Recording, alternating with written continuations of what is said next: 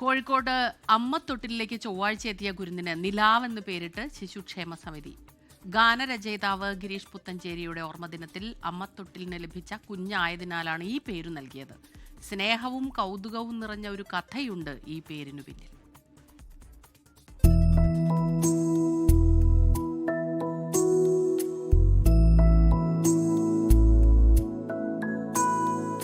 Beach ആശുപത്രിയിലെ അമ്മത്തൊട്ടിലേക്ക് അവളെത്തിയത് ചൊവ്വാഴ്ച രാത്രി 10:30 ഗിരീഷ് പുത്തഞ്ചേരിയുടെ ഓർമ്മ ദിവസമാണ്. അദ്ദേഹത്തിന്റെ പ്രശസ്തമായ വരികൾ നിലാവേ മായുമോ, അധികൃതർ അവളെ നിലാവെന്ന് വിളിച്ചു. ഉപേക്ഷിക്കപ്പെടുന്ന കുരുന്നുകളെ സർക്കാർ തലത്തിൽ സ്വീകരിച്ച് സംരക്ഷിക്കാൻ സംസ്ഥാന ശിശുക്ഷേമ സമിതി ഓഗസ്റ്റിൽ സ്ഥാപിച്ചതാണ് കോഴിക്കോട് ബീച്ച് ആശുപത്രിയിലെ അമ്മത്തൊട്ടിൽ. ഇവിടെ എത്തിയ മൂന്നാമത്തെ അതിഥിയാണ് നിലാവ്. ചൊവ്വാഴ്ച രാത്രി 10:30 3 ദിവസം മാത്രം പ്രായമുള്ള കുഞ്ഞ് അമ്മത്തണലിൽ എത്തിയത്.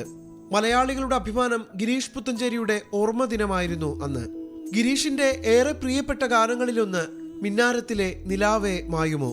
ആ വലിയ കലാകാരനെ മനസ്സിലോർത്ത് അവളെ ഇങ്ങനെ വിളിച്ചു, നിലാവ്.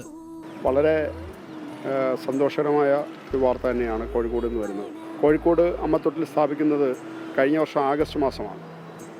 ആഗസ്റ്റ് മാസത്തിന് ശേഷം ഇത് 3 കുട്ടികളെയാണ് കോഴിക്കോട് അമ്മത്തൊട്ടിൽ ലഭിച്ചത്.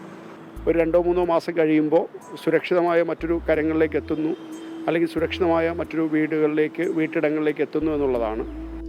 കോഴിക്കോട് ബീച്ച് ആശുപത്രിയിൽ പ്രിയപ്പെട്ടവരുടെ പരിചരണത്തിൽ ആരോഗ്യവതിയാണ് അവൾ. നിഖിൽ പ്രമേഷ്, 24 കോഴിക്കോട്. ലോകത്തെവിടെയായാലും ഏത് സമയത്തും 24 വാർത്തകളും ഓഗ്മെന്റഡ് റിയാലിറ്റി പാക്കേജുകളും എക്സ്പ്ലെയിനറുകളും വിശദമായി കാണാൻ ഞങ്ങളുടെ യൂട്യൂബ് ചാനൽ നിങ്ങൾക്ക് സബ്സ്ക്രൈബ് ചെയ്യാം.